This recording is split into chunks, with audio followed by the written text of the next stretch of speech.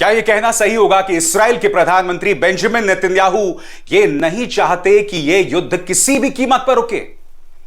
क्या Benjamin Netanyahu की जान बचेगी या जाएगी, यह इस बात पर निर्भर करता है कि यह जंग चलती रहे। और आखिर क्या वजह है? और सबसे बड़ा सवाल, क्या हमास का खात्मा संभव है? और क्या हमास के नेता याह्या सिनवार की मौत आने वाले दिनों में शांति का मार्ग प्रशस्त कर रही है, मार्ग साफ कर रही है? ये तमाम सवालात हैं दोस्तों, जिनके जवाब बहुत दिलचस्प हो गए हैं। मगर सबसे पहले दोस्तों मैं बात करना चाहूंगा बेंजामिन नेतन्याहू की, और मैं आपका ध्यान खींचना चाहूंगा 2019 की एक घटना की तरफ। दोस्तों, इसराइल के अंदर 2019 को एक घूस कांड सामने उभर कर आता है। इस घूस कांड में बेंजामिन नेतन्याहू पर यह आरोप लगता है कि वो देश के कुछ धन्ना सेठों को पैसा दे रहे थे, फायदा पहुंचा रहे थे। कुछ सुना सुना लग रहा है ना? किस देश में यह सब हो रहा था? बात वहां नहीं रुकती।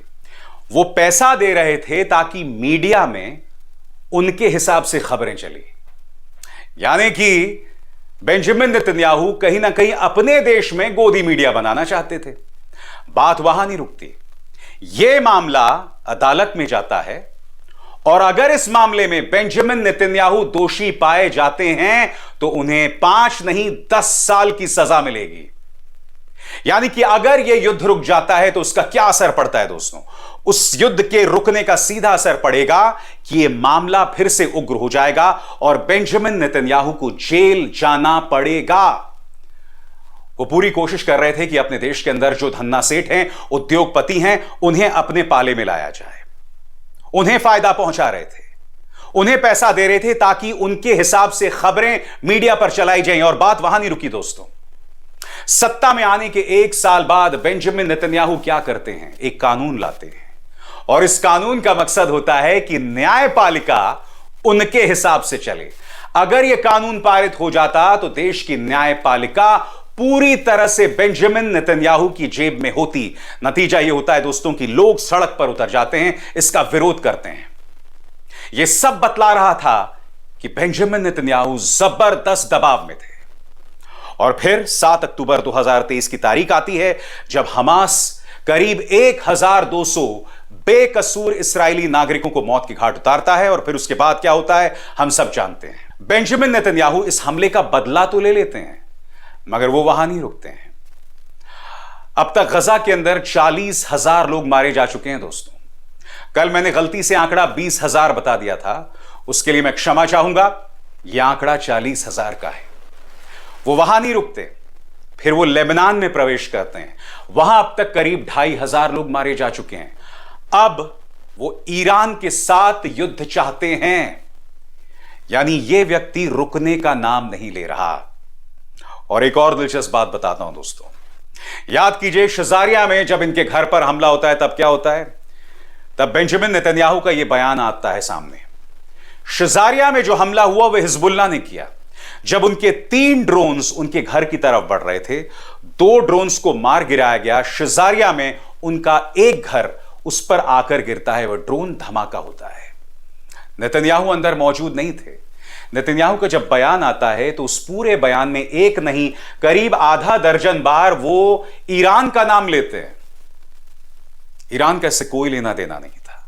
मतलब साफ है, इस आदमी की भूख गजा से पूरी नहीं हुई, लेबनान से पूरी नहीं हुई, अब यह ईरान के साथ युद्ध चाहता है।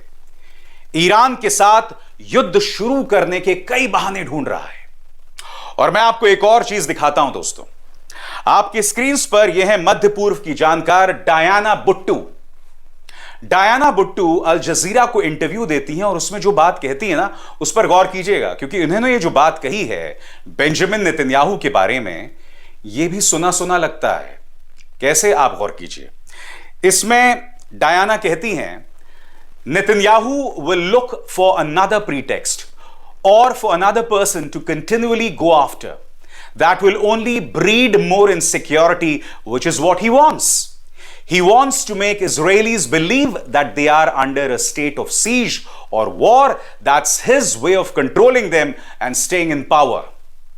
इसका हिंदी में अनुवाद यह है कि नेतन्याहू ये चाहते हैं कि आम इस्राएली जो है वो हमेशा डर में बना रहे, उसे लगातार लगता रहे कि उस पर हमला होने वाला है, और इसीलिए वो इस जंग को बनाए रखना चाहते हैं। जबकि आप जानते हैं दोस्तों, 7 अक्टूबर 2023 हमास ने बेशक हमला किया था, मगर इससे पहले पिछले कई सालों से आम फलस्तीनियों पर अत्याचार होते रहे हैं। इस्राएली सेना ने बेकसूर फलस्तीनियों को मौत के घाट उतारा है और यह कई सालों से चला आ रहा है। फिर भी बेंजामिन नेतन्याहू डायना के मुताबिक आम इस्राएली में यह डर बनाए रखना चाहते हैं कि वो खतरे में हैं। यह सुनकर आपको किसी की याद आ रही है? ऐसा कौन व्यक्ति है जो सत्ता में बने रहने के लिए उस देश के बहुमत को बताता है कि तुम खतरे में हो? यही काम यहां पर बेंजामिन नेतन्याहू कर रहे हैं। और जो अब मैं आपको खबर बताने वाला हूं बहुत दिलचस्प है। बीबीसी की इस खबर को देखिए दोस्तों, यह खबर क्या कह रही है मैं आपको बताता हूं। इस खबर के मुताबिक इस वक्त अमेरिका एक लीक की जांच कर रहा है। और यह लीक क्या थी? इजराइल ईरान पर किस तरह से हमला करने वाला है, यह रिपोर्ट लीक हो जाती है। और यह रिपोर्ट कहां से लीक होती है? अमेरिका से लीक होती है।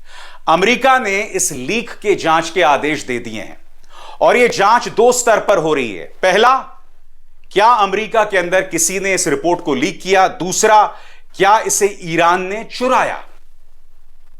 अब क्या लीक हुआ यह भी मैं आपको बताता हूं।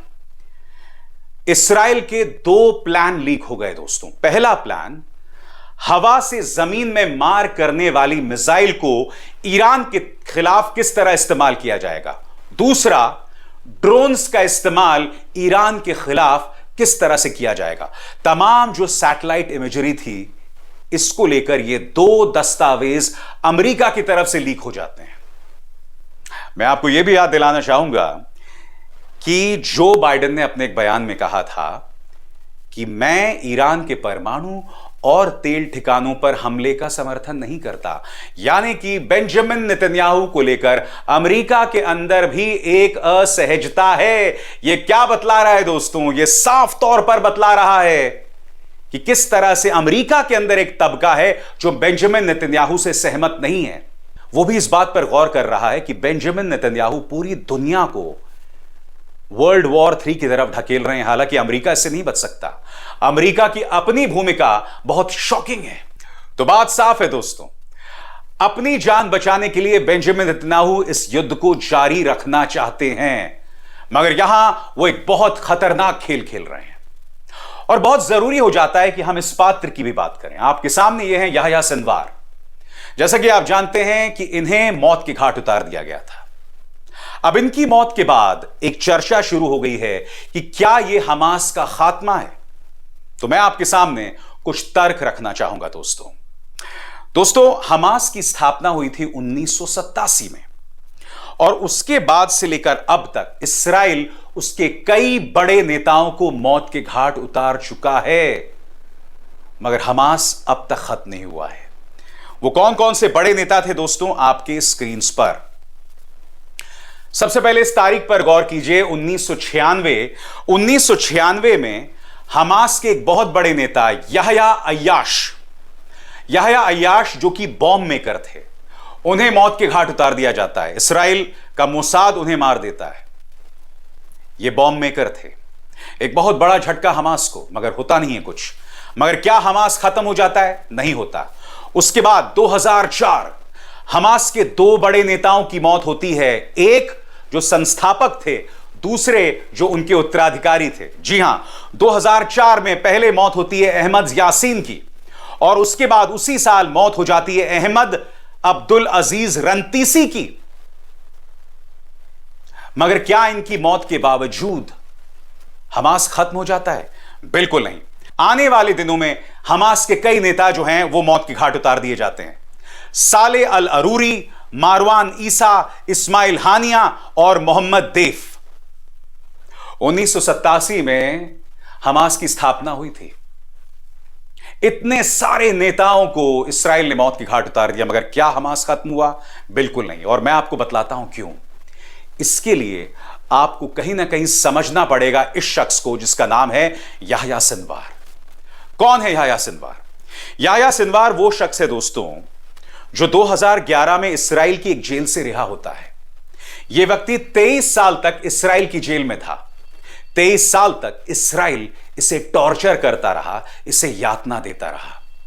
2011 में जैसे ही व्यक्ति जेल से रिहा होता है, इसके मन में प्रतिशोध की ज्वाला जल रही होती है, बदले की भावना से वो जल रहा होता है, और फिर उसके दिमाग में प्लान जन्म लेने लगता है। वो प्लान जो 12 साल बाद 2023 7 अक्टूबर को अंजाम दिया जाता है। मतलब क्या है दोस्तों? मतलब यह है कि इस्राएल इसी तरह से आम फलस्तीनियों को मौत के घाट उतार रहा है, उन्हें टॉर्चर कर रहा है, उनके अंदर नफरत भर रहा है। नतीजा, वो आतंकवाद का दामन थाम लेते हैं। अब मैं आपसे एक और सवाल पूछना चाहता हूं। गजा में कितने लोग मारे गए? 40,000 लोग। उन 40,000 लोगों में कईयों के बच्चे होंगे जो अनाथ हो गए, कई ऐसे युवा होंगे 20-21 साल के, 17-18 साल के, जो अनाथ हो गए। आपके हिसाब से वो क्या करेंगे? वो क्या करेंगे? क्या वो डर जाएंगे? नहीं, अब उनका सब कुछ खत्म हो गया है। अब वो मैदान में उतर जाएंगे इस्राएल के खिलाफ। इसीलिए हमास का खात्मा नामुमकिन है। हमास कोई ऐसा शरीर नहीं है जिसका एक सिर है या 10 सिर हैं। नहीं, हमास एक ऐसा ग्रुप है जो कई हिस्सों में बटा हुआ है, अलग अलग जगहों में फैला हुआ है, मगर उसमें एक विचारधारा है। वो है विचारधारा इस्राएल को लेकर नफरत। जब तक आम फलस्तीनी के साथ नाइंसाफी होती रहेगी, जब तक इस्राएल जो है उनके साथ जुल्म करता रहेगा, हमास जिंदा रहेगा। और अब लेबनान में आपने 2,500 लोगों को मार दिया है। आपको क्या लगता है इसका क्या असर पड़ने वाला है? कई जानकारों का मानना है दोस्तों कि आने वाले दिनों में हमास और मजबूत होगा। और यह दुनिया के लिए अच्छी खबर नहीं है, क्योंकि मुझे आपको यह बतलाने की जरूरत नहीं कि हमास हो या हिजबुल्लाह, इनके ताल्लुकात दुनिया के बड़े बड़े आतंकवादी गिरोहों के साथ रहे हैं। इनफैक्ट हमास और हिजबुल्लाह ये दोनों ऐसे गुट हैं जो कश्मीर को लेकर पाकिस्तान के साथ रहे हैं। आप में से कई लोग मुझसे कहते हैं कि भाई मैं इस्राएल को आतंकवादी क्यों नहीं बताता, मैं हमास को फ्रीडम फाइटर क्यों नहीं कहता। अगर हमास मेरे देश के पक्ष में रहेगा तो मैं उसकी तारीफ करूंगा, मगर हमास हो या हिजबुल्लाह, उन्होंने हमेशा कश्मीर के मुद्दे पर पाकिस्तान का साथ दिया है। आप में से कई लोग मुझसे यह भी कहते हैं, जो दूसरे पक्ष वाले हैं, कि भाई मैं हमास को आतंकवादी क्यों नहीं बताता। अरे भाई, मेरा अपना देश हमास को आतंकवादी नहीं बताता है। जिस दिन भारत सरकार हमास को आतंकवादी बताएगा, मैं भी उसे आतंकवादी बताऊंगा। और फिर आप लोगों के जहन में एक और सवाल कि भाई मैं इस्राएल को आतंकवादी क्यों नहीं बताता। तो बड़ा सवाल, क्या भारत सरकार इस्राएल को आतंकवादी बताता है? हम ईरान नहीं है दोस्तों, हम सऊदी अरब भी नहीं है, हम भारत हैं। मैं वही कहूंगा जो मेरा देश कहेगा, जो मेरे देश के सामरिक हितों के हिसाब से होगा। मैं उसके खिलाफ कभी नहीं जा सकता हूं, मगर हां, इस्राएल के जुल्म के खिलाफ मैंने हमेशा आवाज बुलंद की है। मेरे तमाम शोज जो आप देखते रहे, उसका मकसद यही है। तो कहने का मतलब यहां पर क्या है? कहने का अर्थ साफ है, हर चीज ब्लैक एंड व्हाइट में नहीं हो सकती। हकीकत कभी कभी ब्लैक एंड व्हाइट के बीच में जो एक महीन सा फर्क होता है ना, द ग्रेज, वहां पर वो हकीकत होती है। इसलिए हर चीज को विलन और हीरो के तौर पर मत देखिए।